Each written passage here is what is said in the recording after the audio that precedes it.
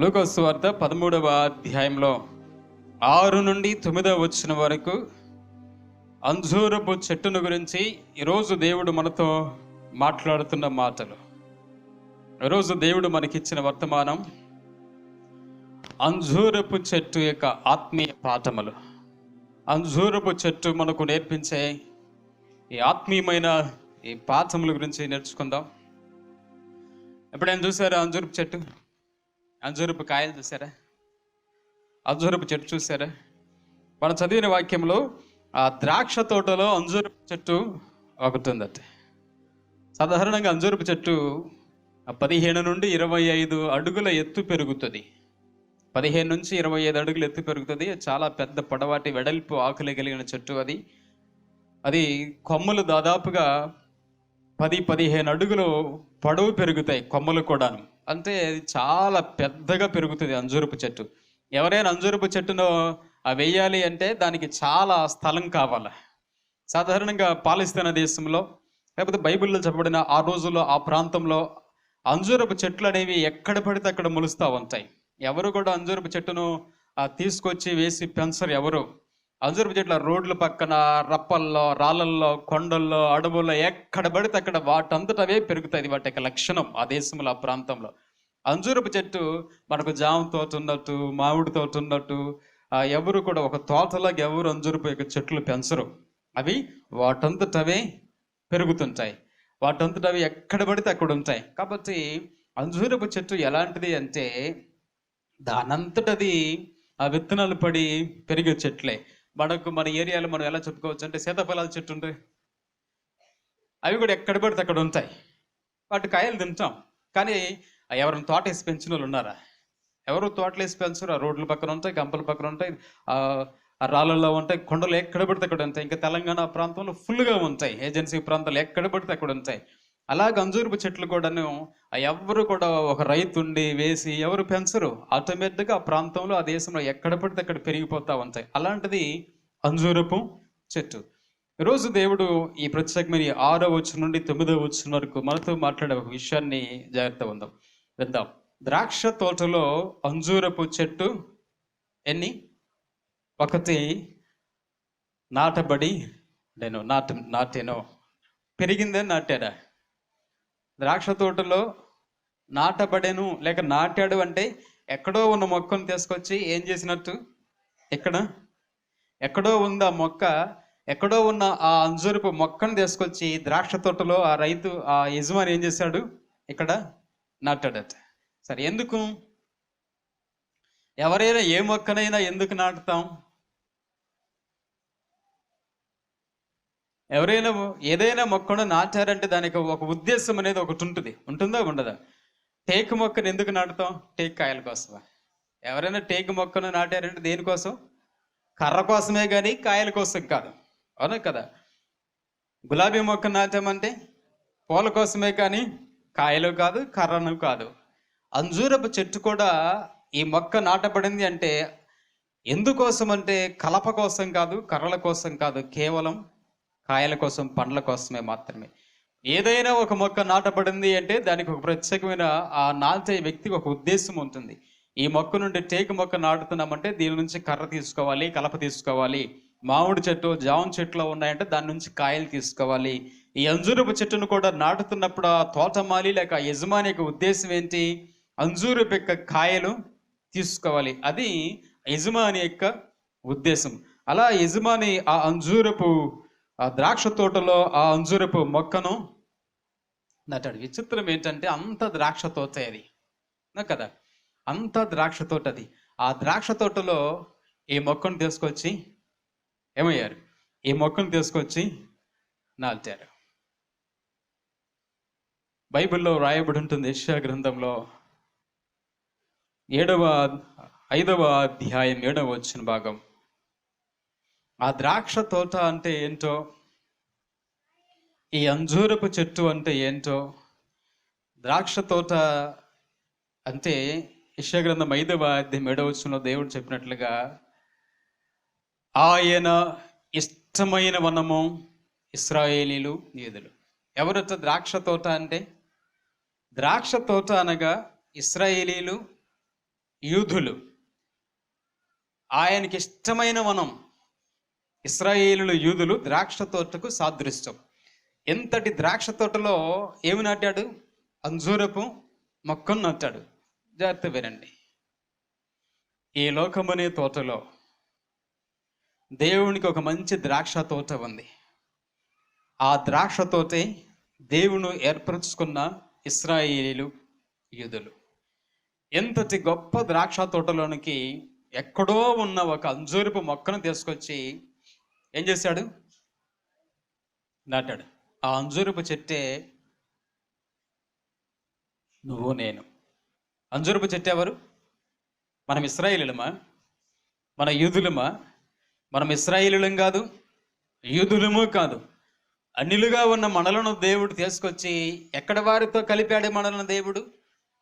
ఇశ్రాయేలుల, యూదులుగా ఉన్న మహా గొప్ప స్వాస్థ్యములోనికి దేవుడు అంజూరపు మొక్కను తీసుకొచ్చి శ్రేష్టమైన ద్రాక్ష తోటలో నాటాడు. ఇశ్రాయేలుల, యూదులు దేవుని యొక్క జనాంగం, ఆయనకి ఇష్టమైన ప్రజలు. ఎక్కడో ఉన్న అన్యులమైన మనలను దేవుడు తీసుకెళ్ళి ఏం చేశాడట? ఇశ్రాయేలులను, యూదులతో కూడా సమానమైన వారిగా దేవుడు నిన్ను కూడా ఆయన ఉంచాడు. ఏ ఉద్దేశంతో యజమాని నాటాడు? ఏ ఉద్దేశంతో ద్రాక్ష తోటలో అంజూరపు చెట్టు నాటాడు? ఏ ఉద్దేశంతో? ఏ ఉద్దేశము? యజమానికి ఏ ఉద్దేశం ఉంటుంది? మొక్కను నాటినప్పుడు దాని నుంచి ఆయన కోరుకున్న ఫలాలు రావాలని. ఇప్పుడు మన నుంచి కూడా దేవుడు ఏం కోరుకున్నాడంటే, దేవుడు నీ నుంచి కూడా ఫలాలు రావాలని కోరుకున్నాడు. అంజూరపు మొక్క నాటినప్పుడు సుమారుగా 3 సంవత్సరాలు పడుతుంది అంజూరపు మొక్క కాపుకు రావటానికి. ఈ 3 సంవత్సరాల తర్వాత కాపుకు ప్రారంభం అవుద్ది. 3వ సంవత్సరం తర్వాత వచ్చే కాపు మొదటిగా సంవత్సరానికి ఒక్కసారే కాపు వస్తుంది. ఆ కాపును తుంచేస్తారు. ఆ తర్వాత ఆగస్టు నెలలోను, ఆ తర్వాత మార్చి నెలలోను సంవత్సరానికి 2 సార్లు అంజూరపు ఆ చెట్టు కాపు కాస్తుంది. ఇలా రైతు 3వ సంవత్సరం నుంచి ఎదురు చూస్తూ ఉన్నాడు కాపు కోసం. బాగా పెరిగింది, ఏపుగా పెరిగింది, ఎత్తుగా పెరిగింది, ఎన్నో కొమ్మలు వచ్చాయి, ఎంతో విస్తారంగా విస్తరించిపోయింది అంజూరపు చెట్టు. ద్రాక్ష తోట ఎంత ఉంటుంది ఎత్తు? ద్రాక్ష పందిరి ఎంత ఉంటుంది ఎత్తు? మహా ఉంటే 6 అడుగులు 7 అడుగులు పందిరి ఉంటుంది ద్రాక్ష తోట. అంజూరపు చెట్టు ఎంత పెరిగింది? 15-20 అడుగులు ఎత్తి పెరిగింది అంజూరపు చెట్టు. ఎంత ఆక్రమించింది? 15-20 అడుగులు అటు ఇటు ఆక్రమించింది. బాగా పచ్చగా పెరిగింది, ఎత్తుగా పెరిగింది, ఏపుగా ఉంది, పచ్చని ఆకులు కొమ్మలతో నిండిపోయింది. రైతు ఎదురు చూస్తూ ఉన్నాడు. ద్రాక్ష తోటలో ద్రాక్ష పండ్లు కాపుకొచ్చాయి, కాపు కాస్తున్నాయి. అంజూరపు చెట్టు మాత్రం 4, 5, 6 అలా 3 సంవత్సరాల నుంచి వెతుకుతున్నాడట. వచ్చి చెట్టు దగ్గరకు కాయలు ఏమైనా ఉంటాయేమని వెతుకుతా ఉందంటే ఎంత వెతికినా ఏం కనపడ్డాయి? కనపడ్డాయి కాయలు? ఒక కాయ కూడా కనపడలేదట. చెట్టు నిండా ఆకులతో కమ్మగా ఉంది, నిండుగా ఉంది, కానీ కాయలు మాత్రం లేవట. దాంతో పాటు వేసిన అంతకు ముందుగా ఉన్న ఈ ద్రాక్ష తోట మాత్రం మంచిగా కాయలు కాస్తా ఉంది. ఈ అంజూరపు చెట్టు మాత్రం కాయలు కాయటం లేదట. జాగ్రత్త విందాం. ఈ అంజూరపు చెట్టు ఈరోజు ఈ మాటలు వింటున్న మనందరికీ సాదృశ్యం. నీకు నాకు మనందరికీ సాదృశ్యం. ఎక్కడో ఉన్న మనలను ఎక్కడున్నామో తెలుసా మనం? ఇప్పుడు రోడ్డు పక్కన ఒక చెట్టు ఉంది అనుకుంటే, సీతాఫలాల చెట్టో లేకపోతే అంజూరపు చెట్టో, ఆ రోడ్డు పక్కన ఉంది ఏమవుద్ది? అదే పండుద్ది. ఆ పెట్ల తింటాయో, పశువులు తింటాయో, ఏమి తింటాయో తెలియదు, పండిద్ది, కింద పడిపోద్ది, అన్నీ తొక్కుతూ ఉంటాయి. అది పంట పండిన తర్వాత ఆ పండు దేనికి ఉపయోగం? ఏడో రోడ్ల పక్కన కొండల్లో చెట్టు ఉంది, పంట పండింది, పండ్లు వచ్చాయి, ఎవరికి ఉపయోగం ఆ పండ్లు? ఎక్కడో ఉన్న అన్యులుగా ఉన్న మనలను దేవుడు ఏం చేశాడంటే, ఆయన రోమపత్రికలో ఒక మాట అంటారు ప్రభు, ఆ 7వ అధ్యాయం 4-5 వచ్చిన భాగాలలో. రోమపత్రిక 7వ అధ్యాయం 4 వచ్చిన 5 వచ్చును. కావున నా సహోదరులారా, మనము దేవుని కొరకు ఫలము ఫలించున్నట్లు మృతులలో నుండి లేపబడిన క్రీస్తును వేరొకరిని చేరుటకై మీరును ఆయన శరీరం ద్వారా ధర్మశాస్త్ర విషయమై మృతులైతే. జాగ్రత్త వినండి. దేవుడు ఏమన్నాడంటే 4వ వచనంలో, అంతకుముందు మనం ఎలా ఉన్నామంటే అంతకుముందు ఎక్కడెక్కడెక్కడెక్కడో ఫలాలు పండి, ఆ ఫలాలు ఎందుకు పనికి రాకుండా రోడ్డు పక్కన చెట్ల కనుక కాయలు పండి అది రోడ్డు పాలైనట్టుగా యేసు ప్రభువుని ఎరగక ముందు, యేసు ప్రభువులోనికి మనం రాకముందు, దేవుని నమ్మక ముందు కూడా మనకు జీవితం ఉంది లేదా? యేసు ప్రభువుని నమ్మక ముందు కూడా మనకు జీవితం ఉంది. ఆ జీవితం ఎలాంటిదంటే దానంతరదే చెట్టు ఎలాగైతే పడి మొలుస్తుందో అలాగనే జీవించాం. కానీ ఆ ఫలాలు ఎలాగైతే మృతమైపోతాయో, యేసు ప్రభువు లేకుండా జీవించే జీవితం కూడా అది ఫలభరితం కానే కాదు.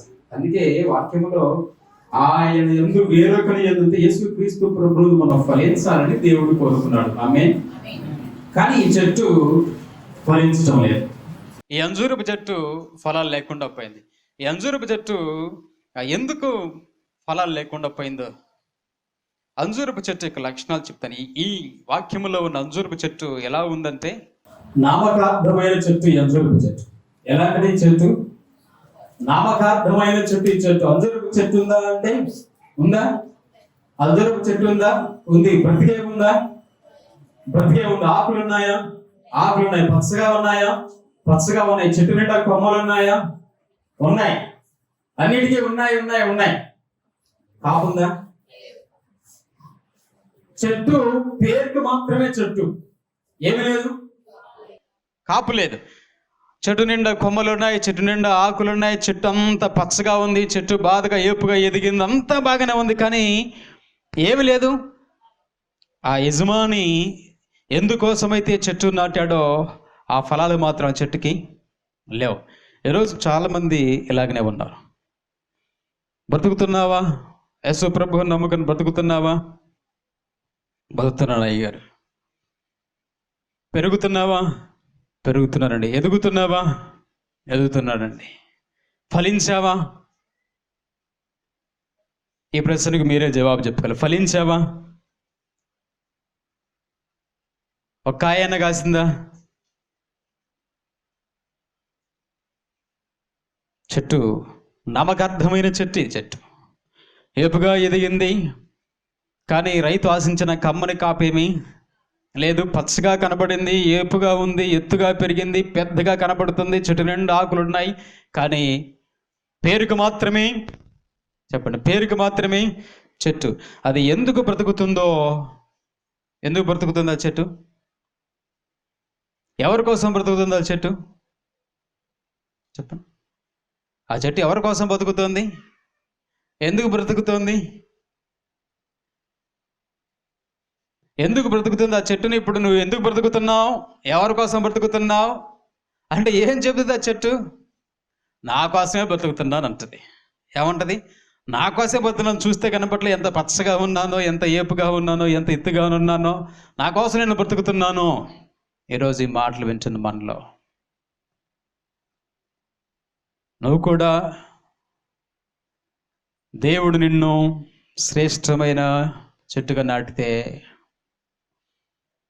ఎందుకు బ్రతుకుతున్నావో, ఎవరి కోసం బ్రతుకుతున్నావో అనే ఉద్దేశం కనుక నువ్వు మర్చిపోతే, నీకు తెలియకపోతే వ్యర్థమైపోద్ది. ఏం చేయబడుతుంది? గొడ్డలి చెట్టు వేరున ఉంచబడి ఉంటుంది. ఈ చెట్టు కూడా ఎందుకు బ్రతుకుతుందో ఆ చెట్టుకు ఏం తెలియట్లేదు.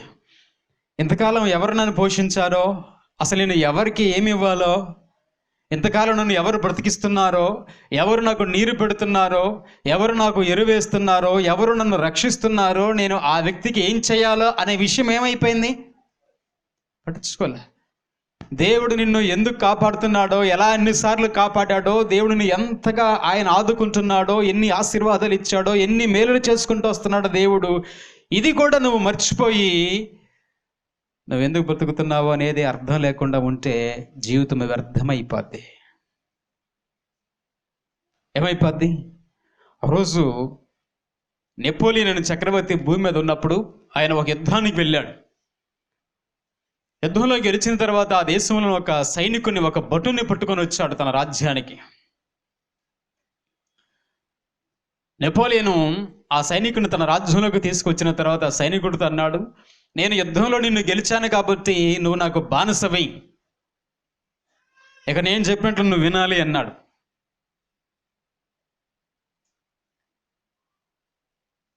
అప్పుడు ఆ సైనికుడు అన్నాడు, నన్ను ఎంతకాలం ఎవరు పెంచి పోషించారో, ఎంతకాలం నేను ఏ దేశంలో అయితే పుట్టి పెరిగానో ఆయనే నాకు రాజు, కానీ నువ్వు నాకు రాజు ఎప్పటికీ కాలేవు అన్నాడు.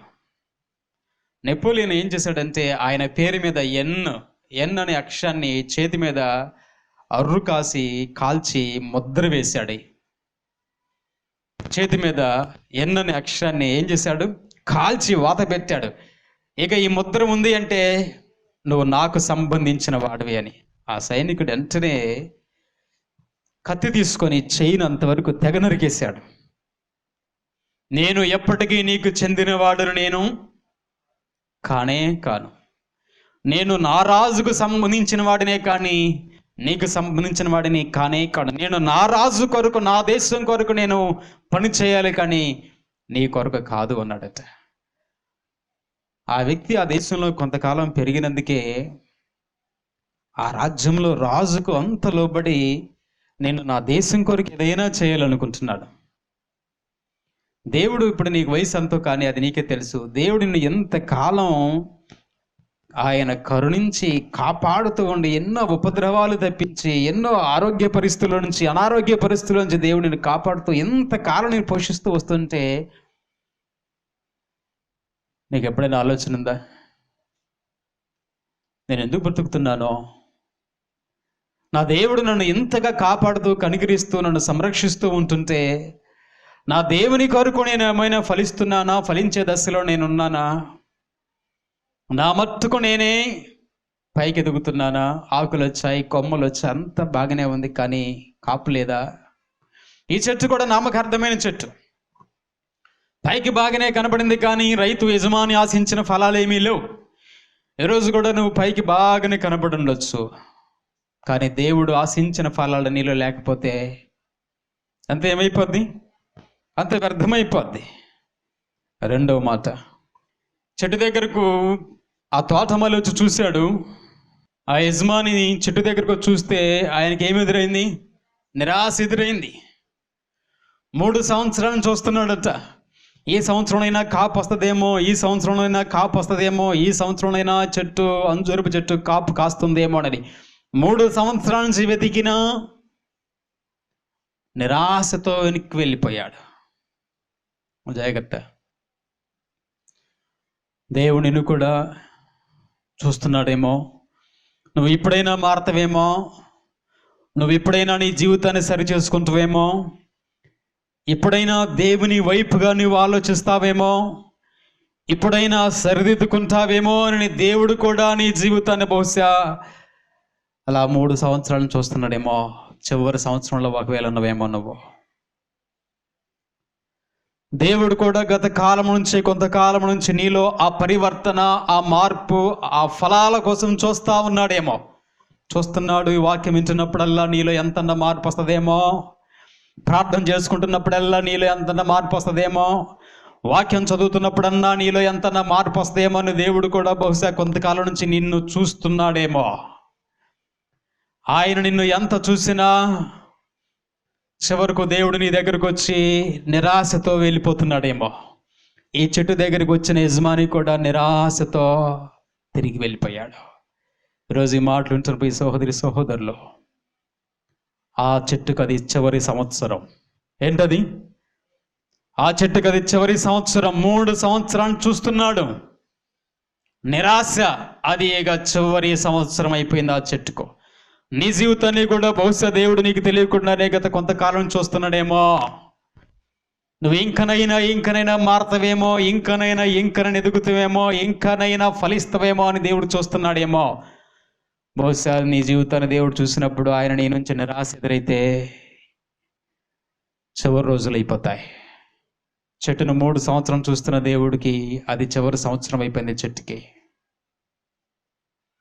నిరాశతో వెళ్ళిపోయాడు. నిరాశపరిచిన చెట్టు ఏం చేసింది? యజమాని చెట్టు ఎంత వెతికినా ఒక్క పిందె లేదు, పోత లేదు, కాపు లేదు. నిరాశతో వెళ్ళిపోయాడు యజమాని.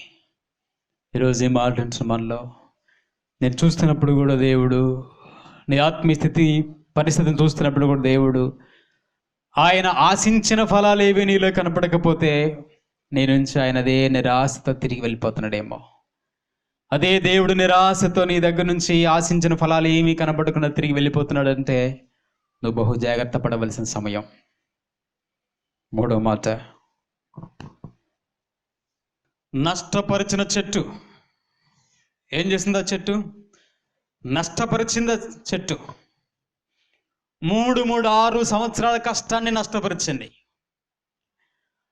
పెంచడానికి 3 సంవత్సరాలు, పోత వచ్చిన కాడి నుంచి పెరిగే దశ కాడి నుంచి మళ్ళీ 3 సంవత్సరాలు ఎదురు చూశాడు. దాదాపుకి సుమారుగా 6-7 సంవత్సరాలు కష్టాన్ని నష్టపరిచింది.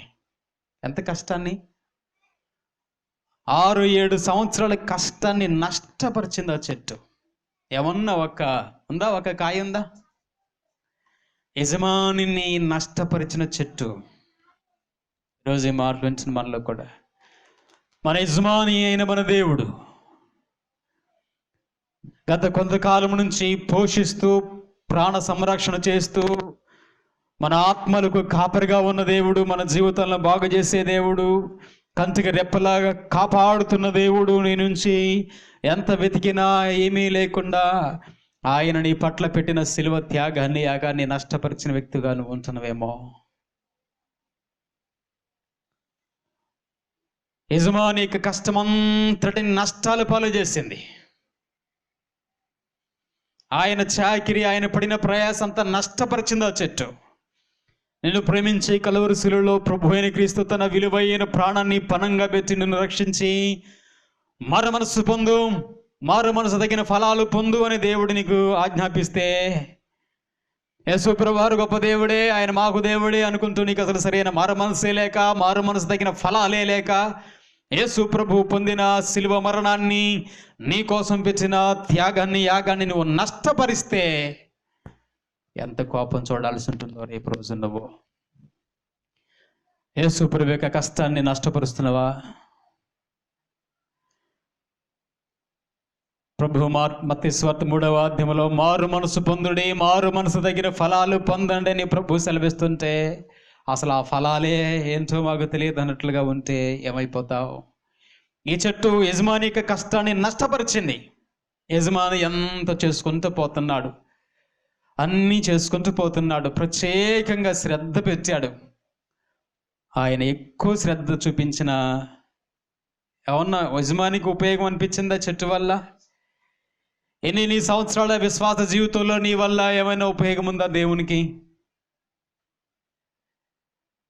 ఆ అంజూరపు చెట్టు వల్ల యజమాని ఏమైనా సంతోషించాడా? నీ వల్ల నువ్వు ఏమైనా యేసు ప్రభుకి మేలుందా, మహిముందా, ఆనందముందా, సంతోషముందా? ఆలోచించు. అంజూరపు చెట్టు యజమానిని నష్టపరిచింది. చాలా కోపానికి రెడీ అయిపోతుంది అంజూరపు చెట్టు. ఈరోజు ఏపుగా పెరుగుతోంది, ఎత్తుగా పెరుగుతుంది అనుకుంటుంది, కానీ నా యజమానుడు ఆశించిన ఫలాలను ఇవ్వలేకపోతున్నాను అనుకోవట్లేదు. రోజులు గడుస్తున్నాయి, కాలం గడిచిపోతుంది, అందరికీ జరిగినట్టే నాకు జరిగిపోతుంది అని అనుకుంటున్నావులే, కానీ అసలు ఎక్కడో ఉన్న నిన్ను తీసుకొచ్చి శ్రేష్టమైన ద్రాక్ష తోటలో నాటితే, పాపులలో ఉన్న నిన్ను తీసుకొచ్చి పరిశుద్ధుల సమూహంలో దేవుడి నిన్ను నాటితే, పరిశుద్ధుల సమూహంలో నువ్వు ఫలించాల్సిన దానికి బదులుగా ఫలాలు లేకుండా మొండిగా ఉంటే ఎట్లా సంతోషం ఉంటుందంటారు? చెప్పండి, ఎట్లా సంతోషం ఉంటుంది? ఆ యజమానికి చాలా నష్టపరిచింది. తర్వాత మాట, నేలను వ్యర్థపరిచిన చెట్టు. ఏమైపోయింది? అంతవరకు దాదాపు 20 అడుగుల నేలను వ్యర్థం చేసింది. ఈ 6 సంవత్సరాలు ఈ అంజూరపు చెట్టు స్థానంలో కనుక ఇంకొక మొక్క ఉండుంటే, ఈ అంజూరపు చెట్టు స్థానంలో కనుక ఒక ద్రాక్ష మొక్కను లేక ద్రాక్ష తీగను నాటుంటే ఎంత ఫలించేదో. ఆ తోటలో ఈ అంజూరపు చెట్టు ఉండి దాదాపుగా 6-7 సంవత్సరాలు అంతా ఏం చేసింది? ఉంటుంది, కానీ వ్యర్థం చేసింది. నేలను వ్యర్థపరిచిన చెట్టు అది. దేవుడు కూడా ఆయన చూసి ఈ పరిశుద్ధుల సంఘంలో ఎంతకాలం నుంచి నువ్వు ఉంటున్నావో, ఏంటి నీ వల్ల ఉపయోగం ప్రభుకి? సంఘంలో ఏంటి నీ వల్ల ఉపయోగం? దేవునికి వ్యర్థపరిచింది, నేలను వ్యర్థపరిచింది. ఆ యజమాని వల్ల తీసుకోవలసినవన్నీ తీసుకుంది. నీళ్లు తీసుకుంది, ఎరువు తీసుకుంది, అన్నీ తీసుకుంది. కానీ ఏమి రావట్లా?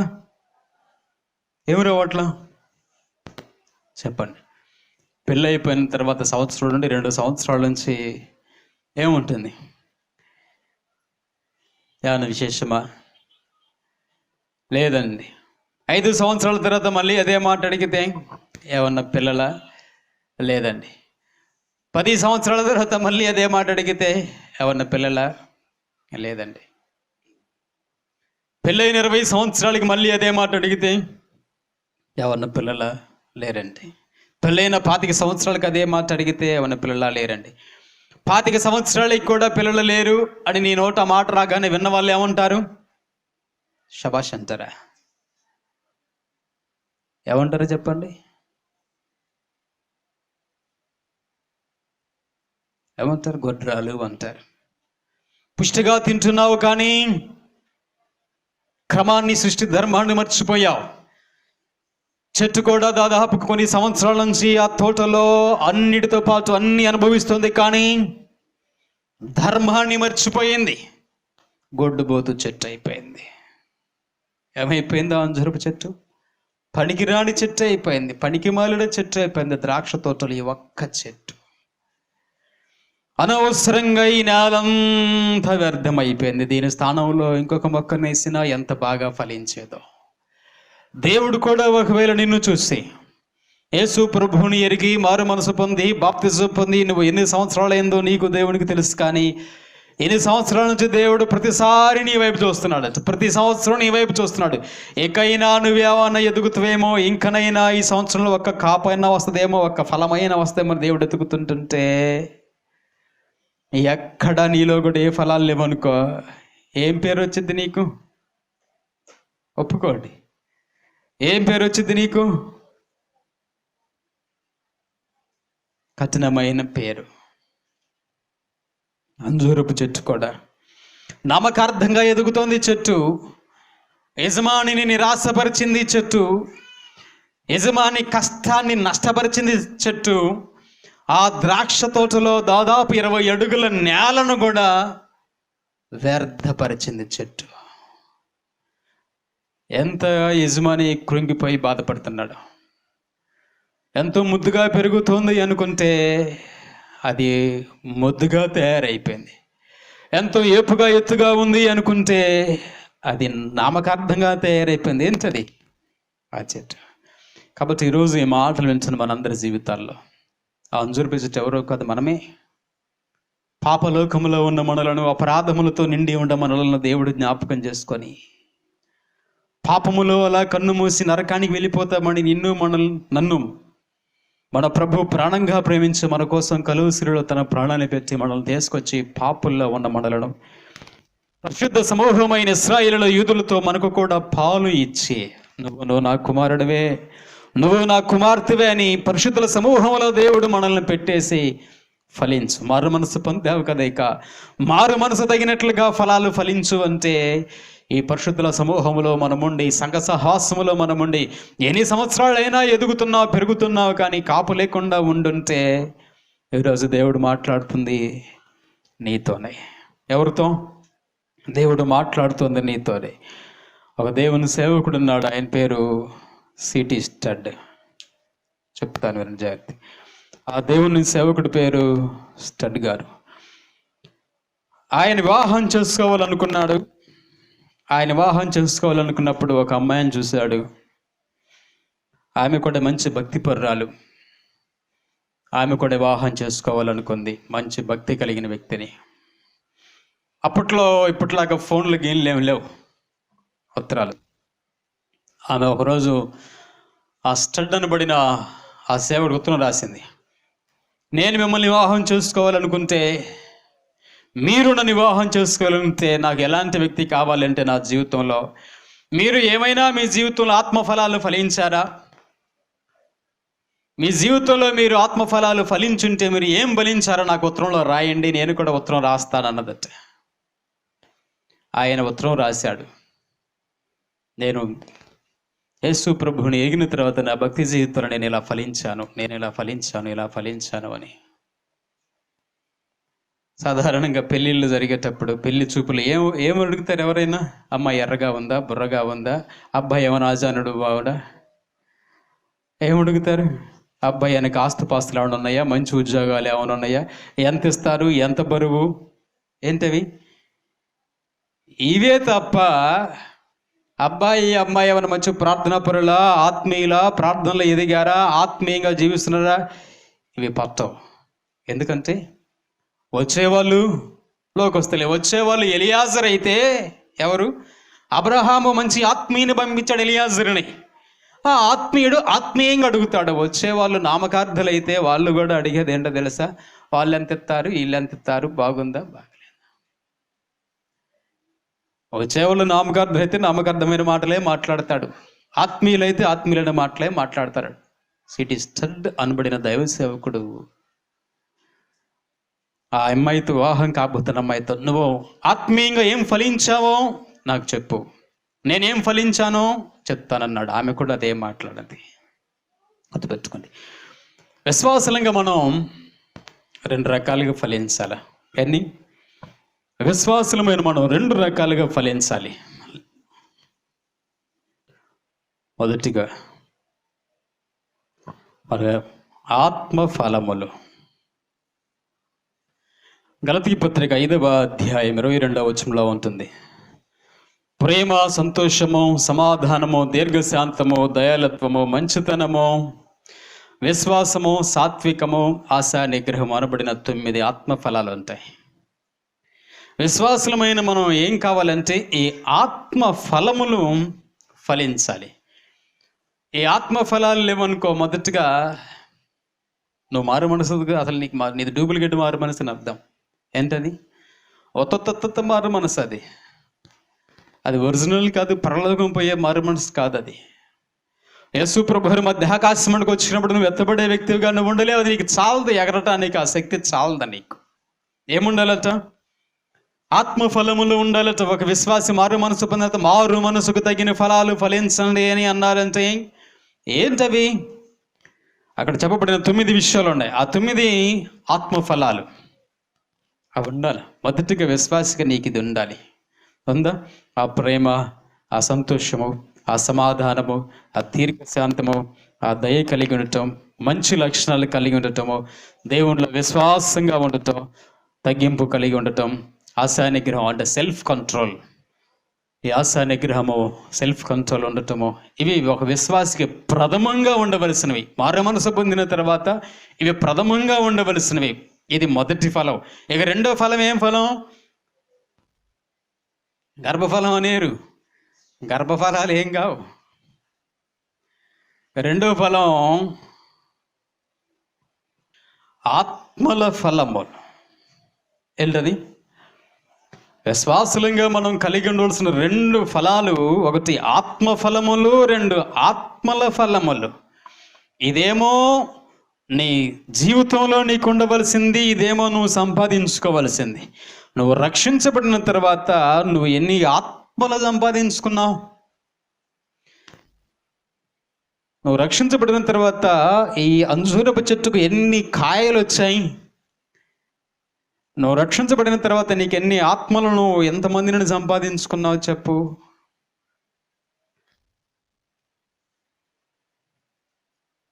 దేవుడు నువ్వే జవాబు చెప్పుకోవాలా. మొదటి దాంట్లో ఫెయిల్ అయిపోయావనుకో, ఆత్మఫలాలే నీకు లేకపోతే అసలు ఆత్మల ఫలాలే నువ్వు అట్రప్లాప్ అయిపోతావు. అసలు ఇంకా అక్కడ ఏమి ఉండదు. ఈ మొదటి దాంట్లో నువ్వు ఫెయిల్ అయిపోతే రెండోది అసలు ఏమి ఉండదు. ఎక్కడ మొదటికి నువ్వు పాస్ అయితేనే ఇదిలో ప్రయాసపడగలుగుతావు. అసలు ఇదే నీకు లేకపోతే ఇది జీరో. ఆత్మ ఫలాలు కావాలా? చెప్పండి, ఆత్మల ఫలాలు కావాలి. విశ్వాసాలుగా మన జీవితాల్లో 2 ప్రాముఖ్యమైనవి. ప్రభువుని ఎరిగి మారు మనసు పొందిన తర్వాత నా మట్టును బతుకుతున్నాను, నా జీవితం అయిపోతున్నాను అనుకుంటే ఫలాలు లేకపోతే ఏముంది వాక్యంలో? ఈ సంవత్సరం చూస్తా. ఏమన్నాడు తోటమాలి? ఒక్క సంవత్సరం. అది లాస్ట్ సంవత్సరం నా చెట్టుకు తెలియటల్లా. తెలుస్తుందా? ఆ చెట్టుకు తెలియటల్లా అది చివరి సంవత్సరం తన జీవితంలోని. ఈరోజు కూడా భూమి మీద చాలా మందికి తెలియట్లా. దేవుడు నిన్ను ఎప్పటి నుంచో ఒక కంట కనిపెడతా ఉన్నాడు. దేవుడు ఎప్పటి నుంచో నిన్ను చూస్తూ ఉన్నాడు. కానీ దేవుడు నిన్ను ఎప్పటి నుంచో ఒక కంట కనిపెడుతున్నా, నువ్వు ఎదగట్లేదు, ఒదగట్లేదు, ఫలాలు లేవట్లేదు, ఏమి రావట్లేదు, యజమాన్ని నష్టపరుస్తున్నావు, యజమాన్ని రాశపరుస్తున్నావు, నువ్వు గుర్తించట్లేదు. బహుశా చివరి సంవత్సరంలో ఉన్నవేమనే విషయం కూడా నీకు తెలియట్లేదు. ఒక మాట అడుగుతాను, చెప్పండి. ప్రభువుని ఎందుకు నమ్ముకున్నావు అంటే ఏం చెప్తావు?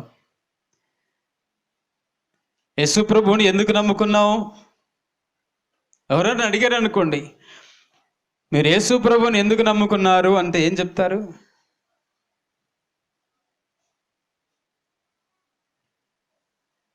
యేసు ప్రభువుని ఎందుకు నమ్ముకున్నావు? ఏవో మాకేం తెలుసు అంటారా? అంతేనా? యేసు ప్రభువుని ఎందుకు నమ్ముకున్నావు?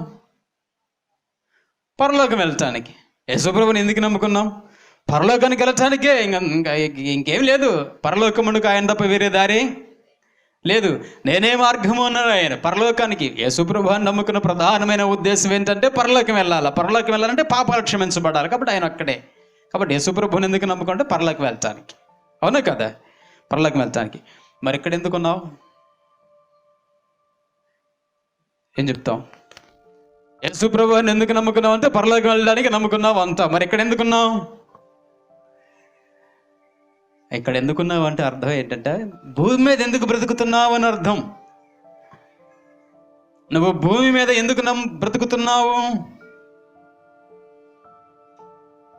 చెప్పండి. భూమి మీద ఎందుకు బ్రతుకుతున్నావు? ఎందుకు? జవాబు లేదా? పరలోకం వెళ్ళడానికి ప్రభువు నమ్ముకున్నాం, బాగుంది. మరి భూమి మీద ఎందుకు, ఇక్కడ ఎందుకు బ్రతుకుతున్నావు? ఏ ఉద్దేశం కోసం బ్రతుకుతున్నావు? అదే గుర్తు. ఎందుకు చెట్టు ఎదుగుతుంది? చెట్టు ఎందుకు వేసాడు? ఫలాల కోసం. ఎందుకు బ్రతుకుతున్నావు? సంవత్సరం వెంబడి సంవత్సరం, సంవత్సరం వెంబడి సంవత్సరం దేవుడు నీకు ఎందుకు ఆయుష్కాలం పొడిగిస్తున్నాడు?